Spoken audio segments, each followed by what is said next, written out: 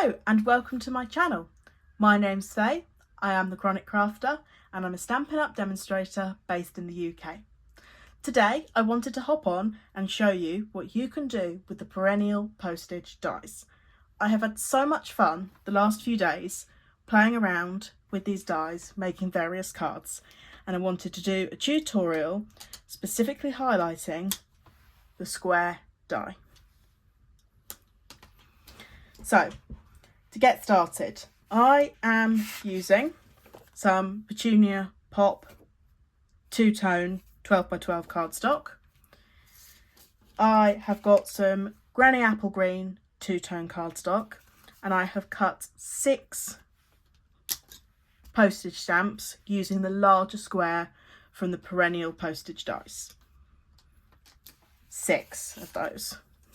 I have also got over here a plain white card base.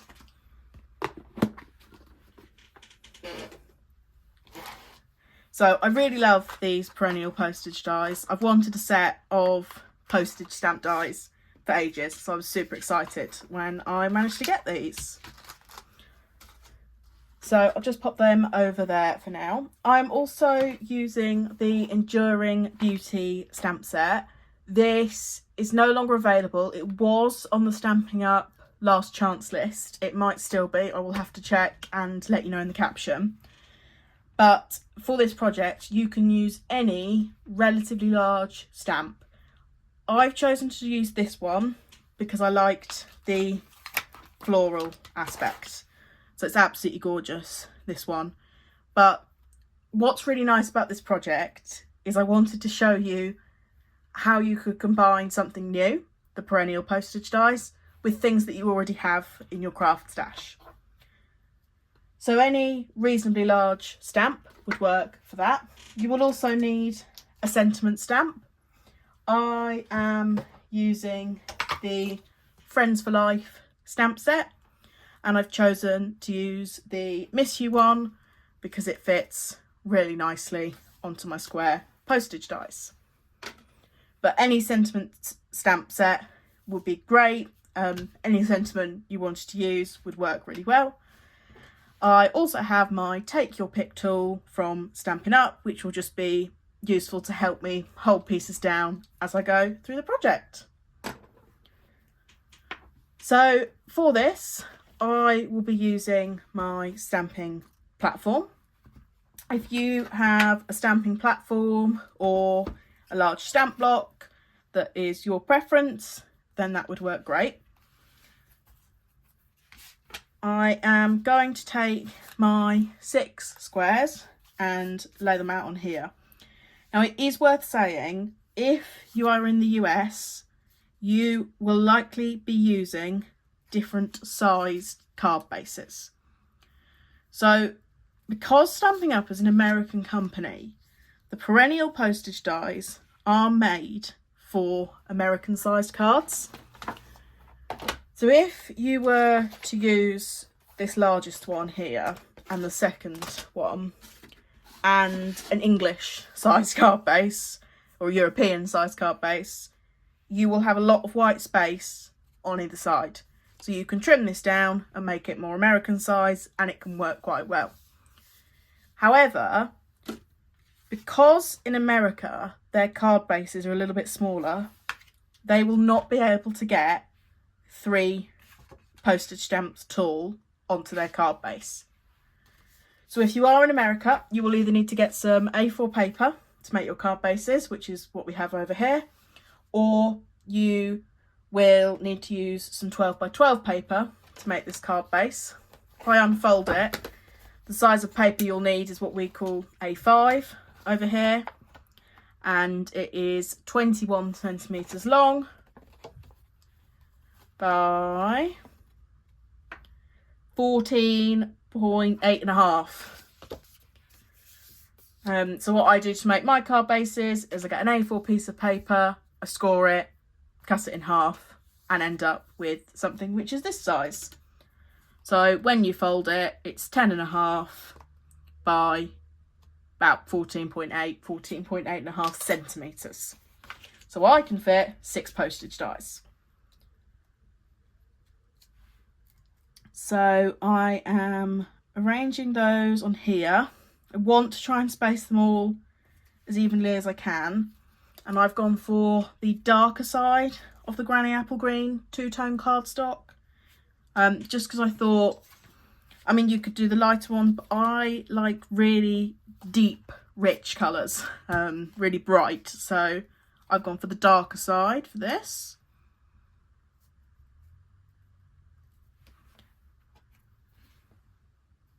Ooh. See, look, they were nearly perfect, and I went and had to go and move one. So they don't have to be perfect, but I wanted to line them up as best as I could.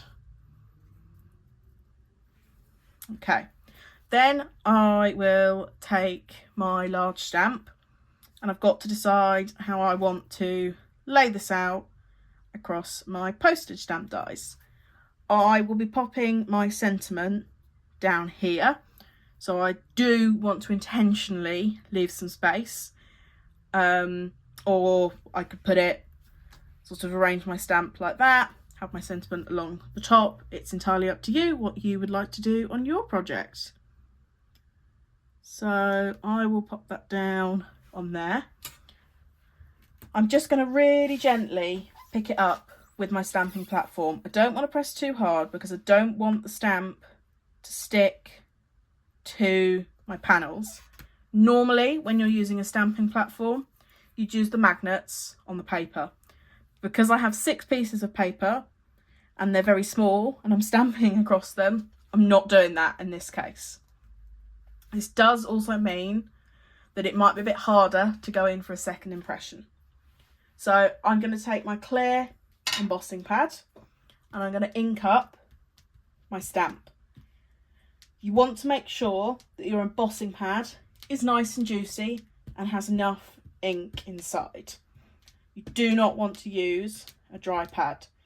I'm doing quite firm tap tap taps. I'd normally go in a lot lighter with my coloured inks, and I want to make sure that my stamp is really well inked up, because I'm not going to have a chance to do a second impression, not without difficulty. I also use a stamping puck, which I got from another site,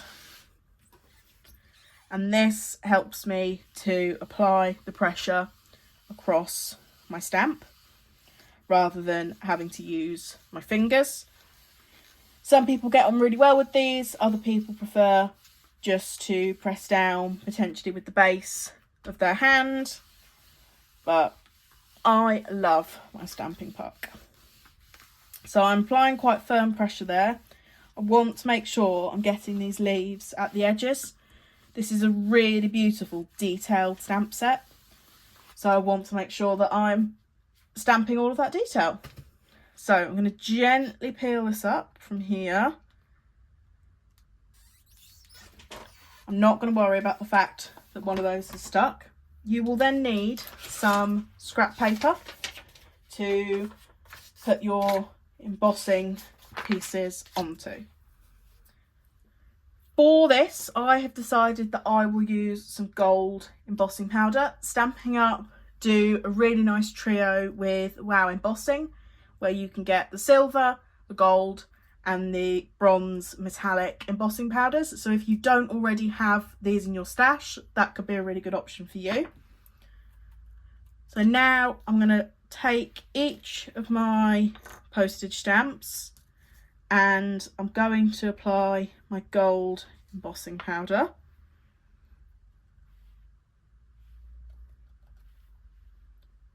So I want to make sure that all my details are getting covered, but I also don't want embossing powder where it doesn't belong. So a really good tip for this is to use a paintbrush. So you can see here I have some embossing powder that shouldn't be there. I'm just going to gently flick that away. And then I'm going to put that piece to the side. And then I am going to do the same with all of these pieces, being very careful with how I pick them up, because it's not really easy to see on there where my image is actually stamped. So you can see with that one, I could have held onto the panel a lot more. So again, brush that off, put that to the side. I do want to try and keep the panels together so I don't have too much of a puzzle to piece together. I'm just going to use my tool to get this one from the corner. I really don't want to put my finger in any of the image, because if I do that, then I might smudge what I've stamped or remove some of the embossing powder, which wouldn't be the end of the world. Can always do one of these panels again. I'll tap off the excess, go in with my paintbrush, add that piece of my puzzle. Same again, I'll just try and lift this up. Add my embossing powder. So again, there actually wasn't that much of an image, but you just can't always see. So it's good to be cautious with it. I'll just go with my paintbrush, remove the extra. So the reason that embossing powder might stick where you don't want it to stick, it can be for various reasons. It will stick to static. It will stick to water that's on the card. So if you don't want to do embossing with wet hands, you can get anti-static bags to use with embossing, which if you are doing a big image could be really helpful. The reason I haven't used that on this project is because I have the 6 pieces of paper. Now you're probably wondering why I did my die cutting before I did my stamping, and the reason for that is I wanted to maintain as much of the image as I could. So I didn't want pieces of image to get lost as once I cut my die cut pieces out.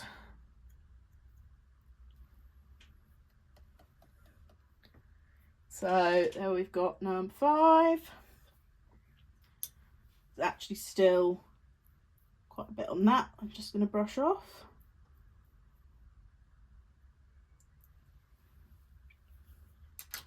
And then last but not least, I have piece number 6.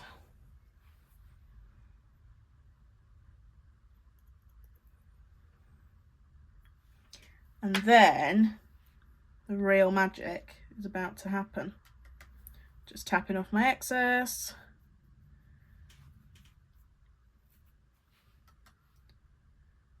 There we go. Put that together so the puzzle is complete again. Reason I say to emboss onto a scrap piece of paper when you're doing your powder is to help with the tidying up. So I do make sure my piece of paper is folded in half before I begin, and then just spilt some, tip it back into the pot. You want to avoid storing your embossing powder in other containers. So something about Wow embossing powder, which is really good, is all of their containers are treated for static. So if you remove your powder from the treated container and put it into Tupperware or something like that, you are introducing static into your powder, and it's going to want to stick to more places. It's going to stick where you don't want it to stick. So this is where the take your pick tool comes in very, very handy. Embossing guns use heat, but they also use air, so they will blow your pieces around. And this is where the magic really, truly happens.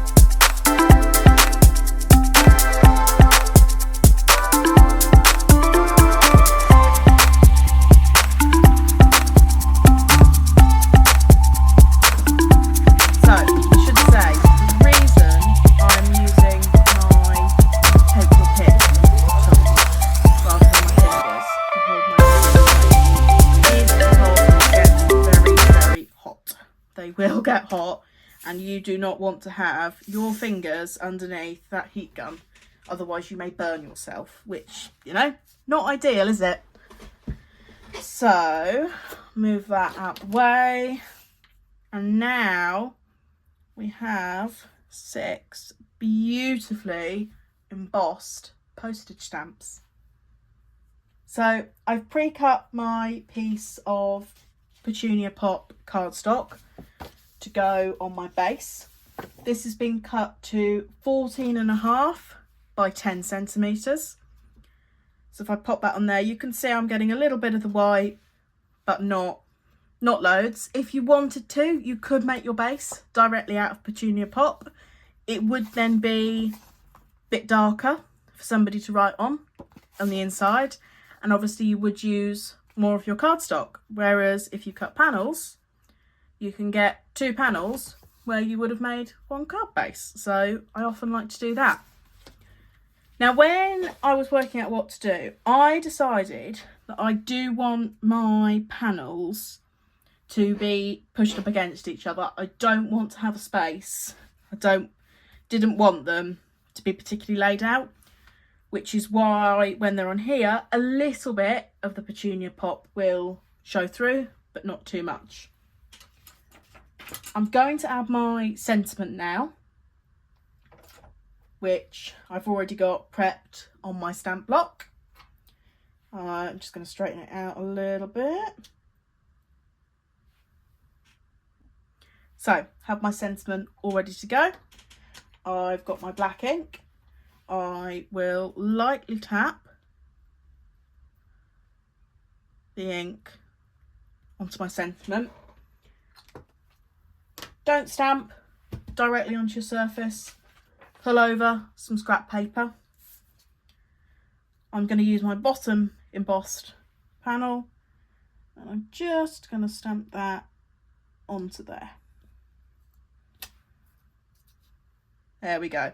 So I had already chosen which sentiment I was going to use before I stamped my flower down. I have decided that I'm going to glue my postage stamps onto my Petunia Pop, and I will then use Stampin' Dimensionals when I put the Petunia Pop on here. So a little tip actually before I start gluing is to lay these out where I want them to go before I start gluing, because I don't want to put too much space between them or start sticking one and then find out that they're not sitting evenly on my panel. So try and get those in place as best I can.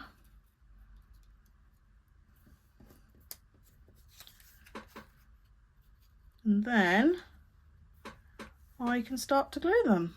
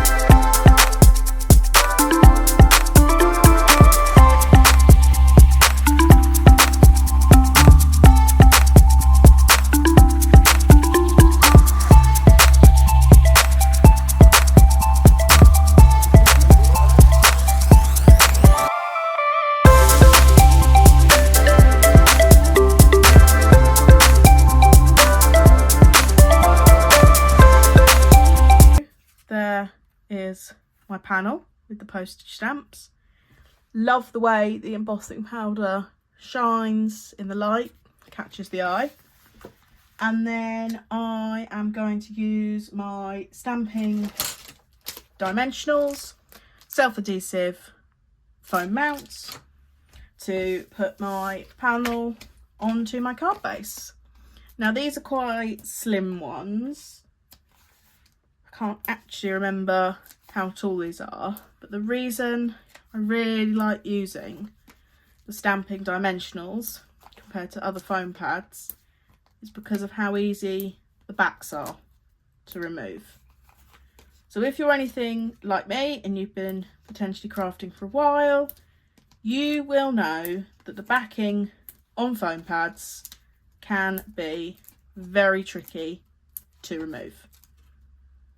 Same for double-sided tape. The backing sometimes just will not shift, and that is a pain. But the reason I love the Stampin' Dimensionals is because the backing just peels off. There's no messing around, there's no having to use the tool, there's no pulling the foam pad off your project. I'm sure that's happened to some of you before. You're trying to remove the backing, you think you've finally got the backing, and then actually the foam pad is so poor that it just pulls right off because it's not adhered to your card base particularly well in the first place.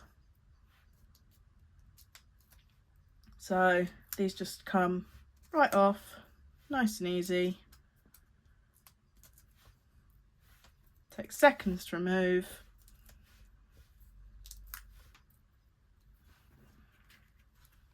Just tilt my card, that's my way of checking I don't have any backing still on there. Make sure it's the right way round.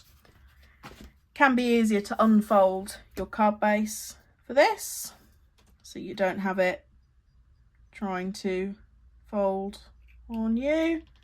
Stick that down, and there we go. And the reason I love using the Stampin' Dimensionals of this height is because in the UK this is nice and thin and would still be considered a standard letter just once I put it in an envelope. Whereas if I use Stampin' Dimensionals that were a little bit thicker, I would have had to pay large letter rates. So there we have an absolutely stunning card that you could send to a friend or someone you haven't connected with in a while. White inside, two sides for your message, and that gorgeous, gorgeous embossing powder. Thank you very much for watching, and if you liked this video and want to see more tutorials from me, then please subscribe to my channel. Check out the link in my bio for links to my other sites. I have Instagram, Facebook, and you can also see the link in bio to my Stampin' Up online store if you want a closer look at any of the products I've used today or to make a purchase. Thanks for watching. Bye!